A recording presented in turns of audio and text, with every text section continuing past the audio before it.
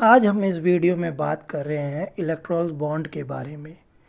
Electoral bond 2017 में अरुण जेटली जी, जो कि उस समय फाइनेंस मिनिस्टर थे बीजेपी की गवर्नमेंट में, उन्होंने 1 फरवरी 2017 को इस बॉन्ड को संसद में प्रस्तुत किया था और भारी बहुमत से यह बॉन्ड पारित भी हुआ था। हम ये जान लेते हैं कि इलेक्टोरल बॉन्ड कैसे काम करता है। जिस भी कंपनी या आदमी को अपनी पसंदीदा पार्टी को चंदा देना हो तो वो एसबीआई में जाकर 1,000 से लेके 1 करोड़ का कोई भी बॉन्ड खरीद सकता है। उसके बाद वह बॉन्ड वह अपनी पसंदीदा पार्टी को ले जाके दे देगा। उस बॉन्ड पे एक अल्फ़ा न्यूमेरिकल नंबर होता है जो कि सिर्फ अल्ट्रा वायलेट लाइट में ही दिखता है, और जिस भी पार्टी को उस चंदे को भुनाना है या लेना है, इसके लिए 15 दिन के अंदर वही बॉन्ड एसबीआई में सबमिट करना होगा। अगर वह 15 दिन के अंदर वह बॉन्ड सबमिट नहीं करता तो वह चंदा प्रधानमंत्री राहत कोष में चली जाती है। इस बॉन्ड को बीजेपी सरकार चुनावी चंदे में ट्रांसपेरेंसी के लिए लेके आई थी और सभी पार्टियों ने इसको बहुत अच्छा माना था और इसका समर्थन किया था। लेकिन कुछ सरकारी संस्थान जैसे RBI, election commission of India ने इस बॉन्ड का विरोध किया था और इसे संवैधानिक नहीं माना था। इसके बाद कुछ एनजीओ और आरटीआई एक्टिविस्ट ने इस बॉन्ड के खिलाफ सुप्रीम कोर्ट में पीएलआई डाली थी और इस बॉन्ड को बंद करने की मांग की थी, और उनका कहना था यह सूचना के अधिकार का विरोध करता है, इसीलिए यह असंवैधानिक है और इसे बंद कर दिया जाए। 15 फरवरी 2024 को सुप्रीम कोर्ट ने सुनवाई करते हुए इस बॉन्ड को असंवैधानिक माना और यह माना कि यह आरटीआई एक्ट का उल्लंघन करता है, इसीलिए इस बॉन्ड को बंद कर दिया जाए। सुप्रीम कोर्ट का कहना था कि सभी भारत के नागरिकों को इस चीज़ को जानने का अधिकार होना चाहिए कि कितना चंदा किस पार्टी को मिलता है। सुप्रीम कोर्ट ने एसबीआई को निर्देश दिया कि जितना भी चंदा अभी तक सभी पार्टियों को मिला है, इसकी इन्फॉर्मेशन 6 मार्च तक इलेक्शन कमीशन ऑफ इंडिया को दे दिया जाए, और इलेक्शन कमीशन ऑफ इंडिया 13 मार्च को इस सूचना को अपनी वेबसाइट पर प्रकाशित करे। लेकिन एसबीआई ने 6 मार्च तक इस सूचना को इलेक्शन कमीशन ऑफ इंडिया को नहीं दिया।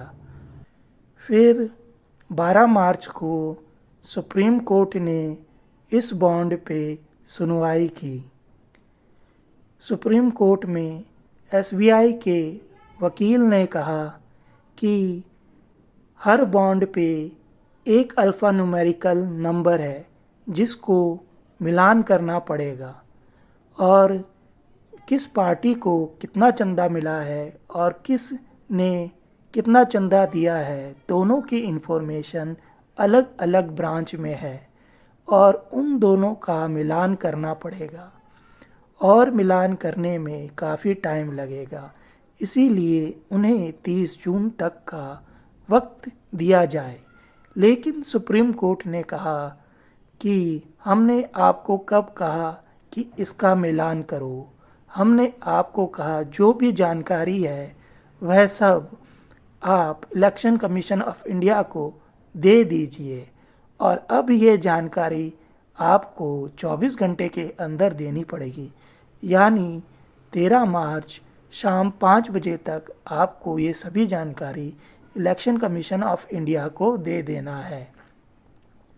उसके बाद एसबीआई ने information election commission of India को 13 मार्च को दे दी और 14 मार्च को इलेक्शन कमीशन ऑफ इंडिया ने यह इंफॉर्मेशन अपनी वेबसाइट पर प्रकाशित किया।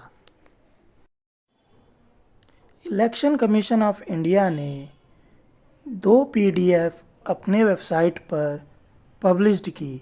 एक में उन पार्टियों के नाम और उनको कितना चंदा मिला यह था, और दूसरे पीडीएफ में किस कंपनी या किस व्यक्ति ने कितना चंदा दिया इसकी इन्फॉर्मेशन थी।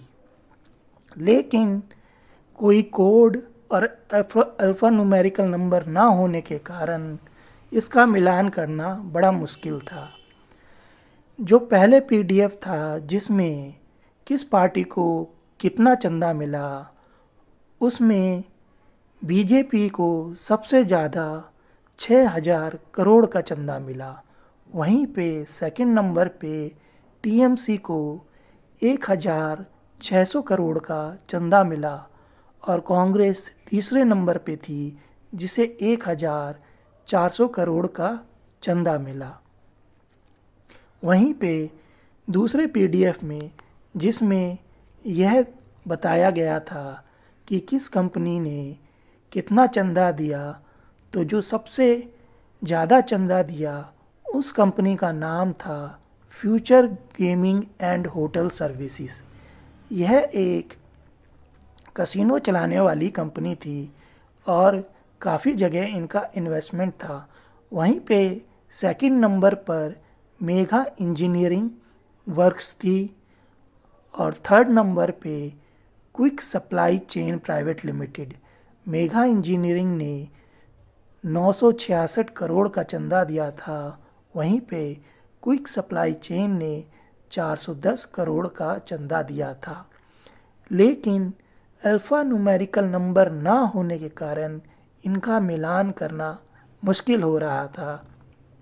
तो फिर से जो याचिकाकर्ता थे वह सुप्रीम कोर्ट में गए और सुप्रीम कोर्ट ने अपनी सुनवाई में कहा कि एसबीआई को अल्फ़ा न्यूमेरिकल की जानकारी भी देनी होगी और जो नेक्स्ट हियरिंग होगी वह सोमवार 18 मार्च को होगी।